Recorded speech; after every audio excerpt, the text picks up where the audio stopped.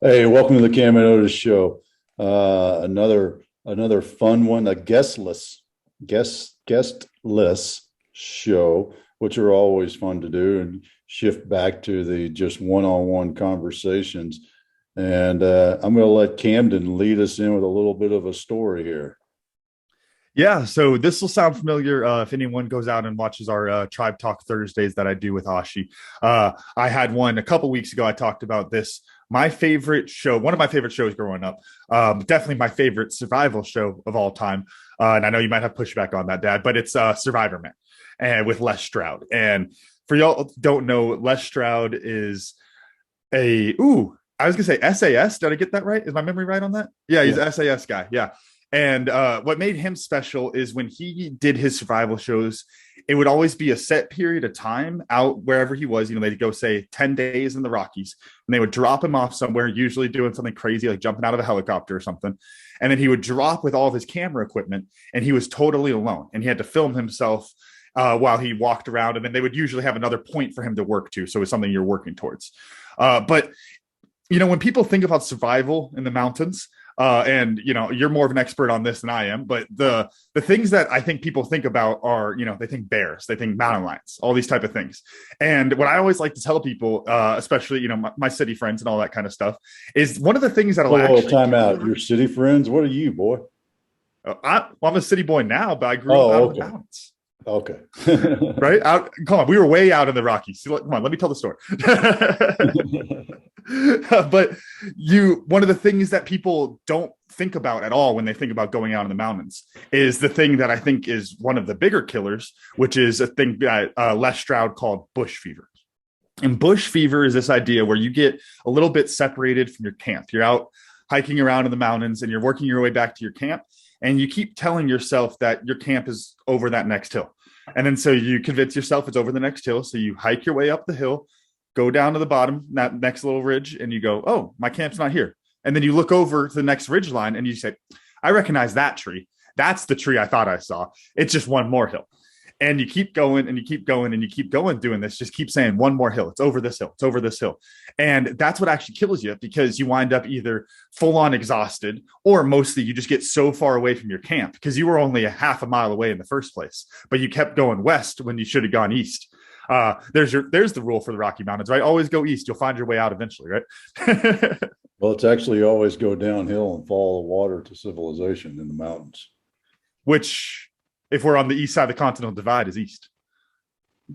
But Roughly. anyway, so bush fever is an interesting little psychological thing that happens when you're out in the mountains, because it's so easy to convince ourselves that what we're doing is right, and to convince ourselves that what we see is what we want to see, when in reality you got to see the world as it actually is, so that you don't wind up moving west when you're supposed to go east, or moving uphill when you're supposed to go downhill, or whatever it is. And when you do that, you get lost and you can get stuck out there and you can die out there. And I think that that's a really important, really interesting lesson that you can apply to a lot of other things, definitely. And I know that our time hunting up in Wyoming is different, not as mountainy, but much more hilly, I guess, if you can be less mountainy but also more hilly at the same time. Yeah. I don't know. Get a geographer on here, help us out with that. But I want to throw it over to you then, talking about our times up in Wyoming and what that bush fever looks like for us. Well, that was hunting pronghorn antelope up in Wyoming. You'd sit up on a ridge line, you'd spot, and then you'd stalk. And what happened would, because you would have to mask your movement because they have such great eyesight and there's no trees or nothing in this area that we're hunting them, that you mask your movement with the terrain. And it always felt like one more ridge line, go over one more hilltop, and then there they'd be. No, they're not. Okay, the next one. Oh, must have been the next one. We used to. It just reminds me also of the joke we had in Ranger School, was one more hilltop. One more hilltop. That's what we would always say. We get to the objective after, this next hill. This is the last one. After the next one. After the next one. And it's the mental game of chasing after something, or really thinking you're done when you're not. Now, this is a little bit different than bush fever, because bush fever is that belief that you're going in the right direction and you just have to do one more. Well, this is a similar thing, but it's different in the fact of it's in your mind that I only have to do one more thing and then I'll be successful. Well, if I just do this one last thing, I'll be successful. And I think that's where you're leading to with the bush fever is it's not just one more thing. I think back to this always pops up in my head when we say one more thing in the business world. Sarah Blakely's story with Spanx, and I think the line is that she tried 29 stores, and then the 29th one was the first one to say yes. So how many ridge lines do you have to go over to get the objective? There's a thought for you. And this is different than the whole Les Stroud thing of getting lost. It's more of a measurement of persistence. And I think that's where it comes down to a real understanding of what your situation is, because, I think back to, and you'll, without going too long of a hunting story on this, you'll know which one I'm talking about.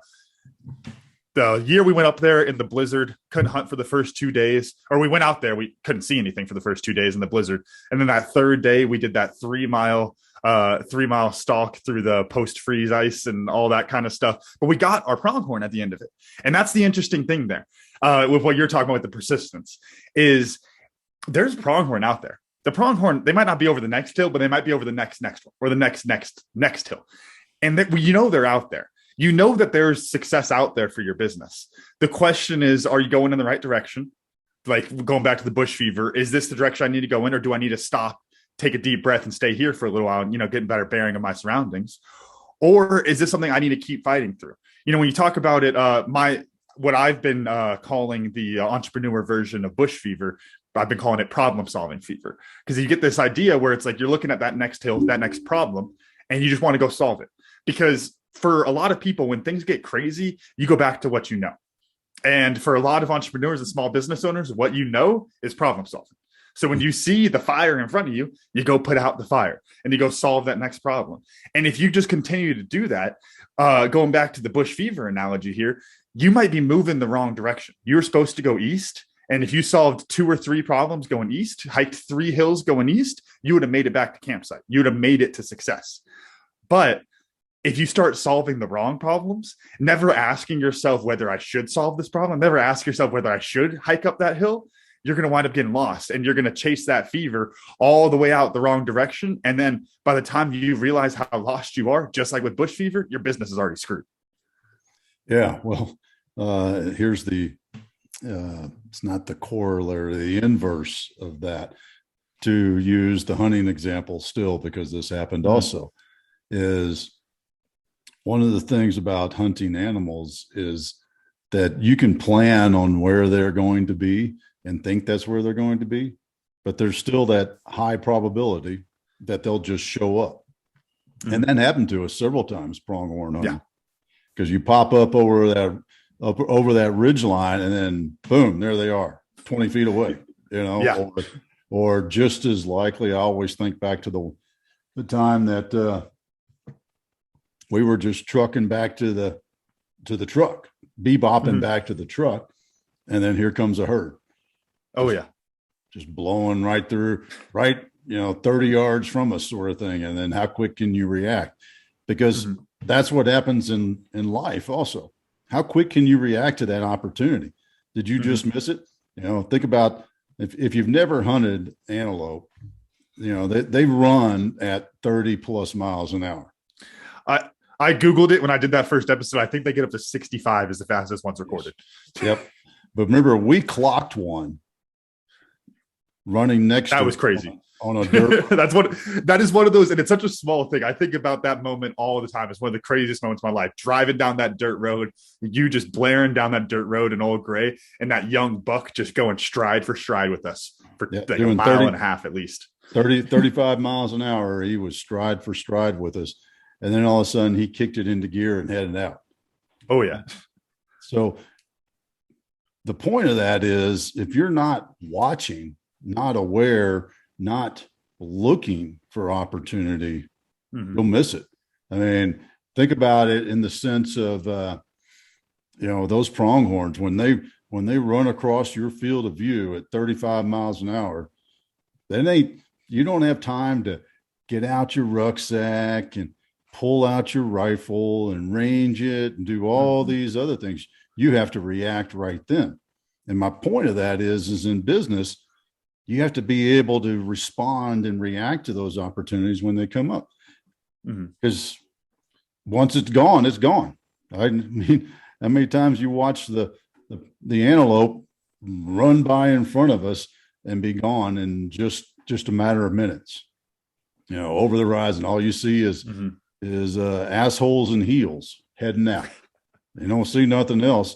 That opportunity's gone, and all you can do is work towards the next one. Mm-hmm. And I think that's where it really comes full circle on this analogy that we're painting here, because it's recognizing, and when you're in Wyoming, you don't want to get too far from the truck because, as you very cleverly taught me over the years, remember you got to bring it back wherever you go, however far out you hike there. If you think you can take 5 miles, remember you can only do 2.5 because you got to do that 2.5 back. You got to keep that in mind. And that's just like in business. You got to recognize the abilities of your business, how far you can go, the abilities of your team, hours, and that type of stuff. What your output can be. But what you were talking about of like walking back and then being ready for the opportunity, when you go chasing problems and you go solving problems, you get in that problem solving fever, and you're just looking for the next problem, just solving without ever stepping back and looking at things, you won't see that next opportunity. You won't notice, or you won't be prepared to seize on that opportunity when the time comes, because you're too focused on solving another problem that really doesn't need to be solved. I mean, how many times, here's the really simple example for it, but I think it's true for probably a lot of people. You could spend your entire day, I'll use a farm example of, aquaponic system flooded, pump broke overnight, entire farm flood in, you're in there fixing it, make sure the fish don't die and the plants don't die and all that kind of stuff. You spend 12 hours putting out that fire, cleaning up all that water and everything, right? When you're in that mode, you don't check your email. You don't answer the phone call from the random person who saw your Facebook video and went, that sounds interesting. Maybe I should go buy vegetables from them. You don't get any of that because you're too busy putting out fires. Now, when there's 150 gallons of water on your wooden floors and it's going to sag your building and mess it all up in an old building that's already all beat up and got flood damage and all that kind of stuff that I was dealing with, then you do have to go solve that problem.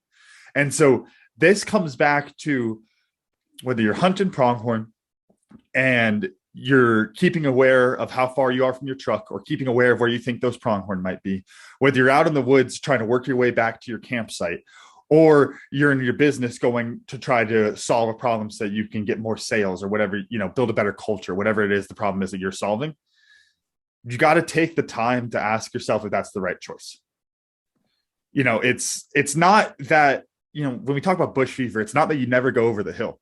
It's that you go over the right hill. That's the goal here. It's not that you just stay put, even though that is pretty good for a lot of survival situations. But going over one hill, still, like, you're not going out and exhausting yourself, because once you go over one hill and you don't see it, you should recognize what the situation you're in instead of just freaking lying to yourself and keeping it going. Because that's what it really comes down to. Happens when you're out hiking and going after pronghorn, you keep lying to yourself and saying they're over the next hill. And it happens in your business when you keep saying, gosh, if I just solve one more problem, oh my gosh, if I just, one more phone call, one more this, one more that, it's coming. And it's success may be one hill away, but it's probably not. And you have to have an honest look at it and have an honest talk with yourself about what the situation is, so that you don't move forward recklessly in that kind of a situation. Well, there's a couple of things I want to jump on here.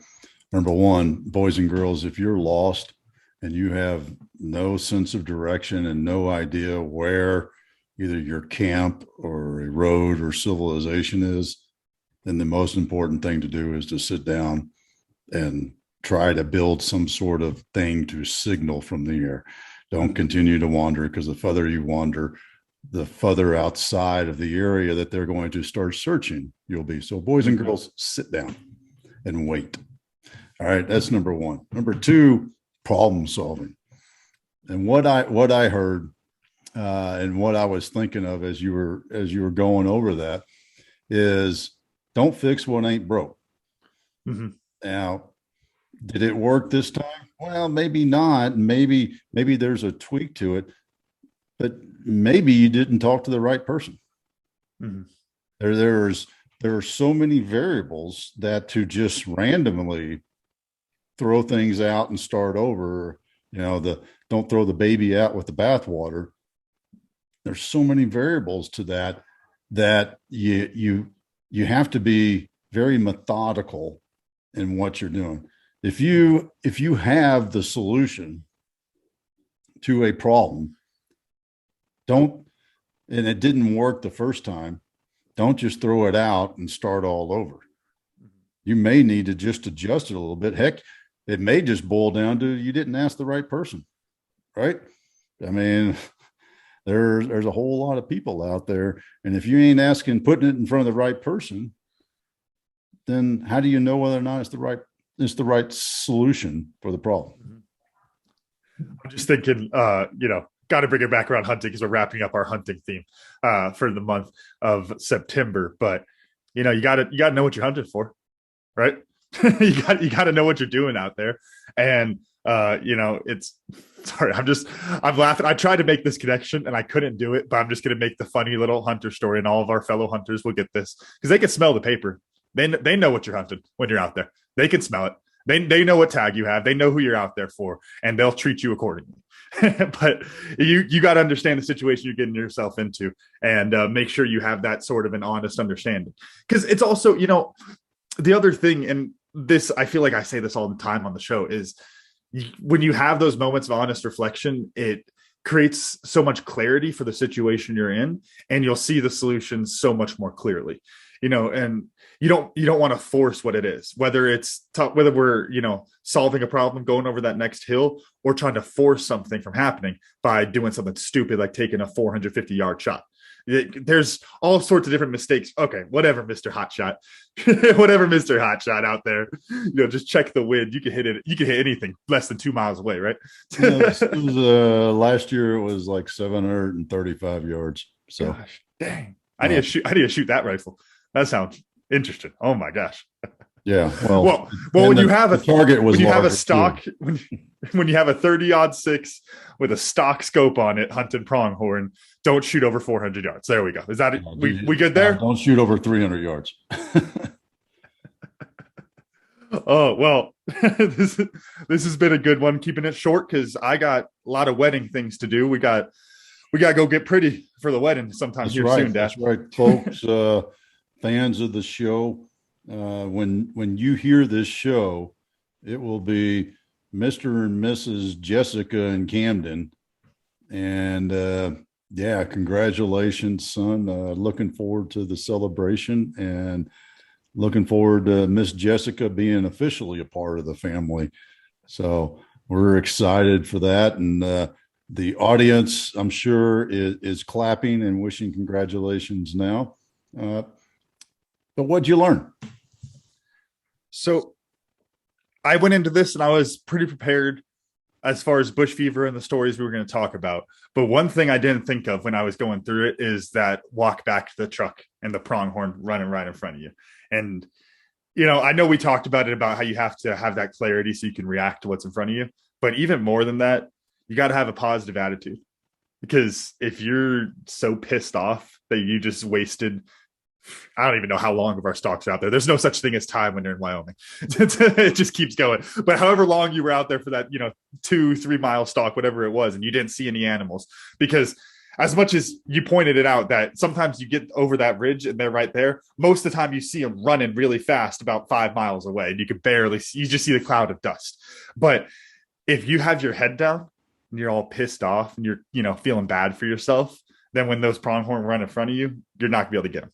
And you're going to go home hungry. And if you are staying positive and always looking for that opportunity around you, then when that opportunity comes, you'll be ready for it. Yeah, that is so true. If you're not open to it, you'll never see the opportunities. People talk about focus and focusing on the outcome and focusing on the goal and all that.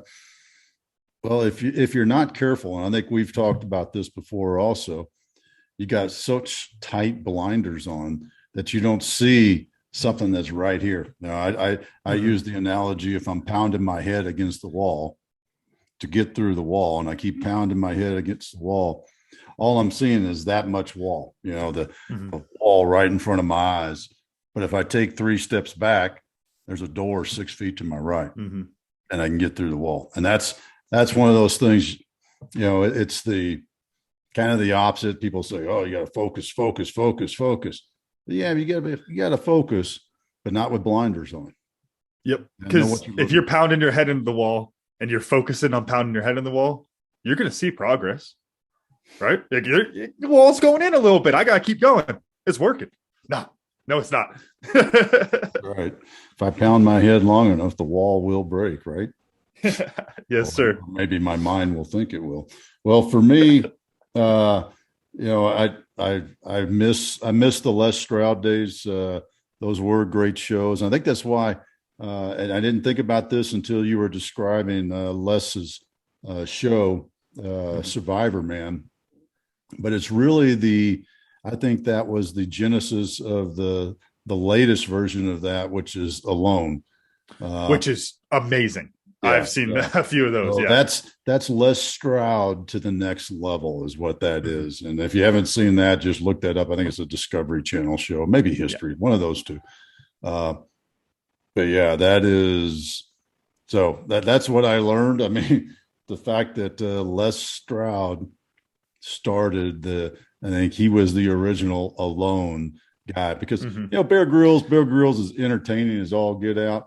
The Bear's always got a crew around him, and I mean that's why he has great shots. I mean, come on, Dad. When you went through all your survival training and your Army times, how often did they tell you that the best way to take a shit in the mountains is to hang off a cliff so that it goes into the right area and it's not near your camp?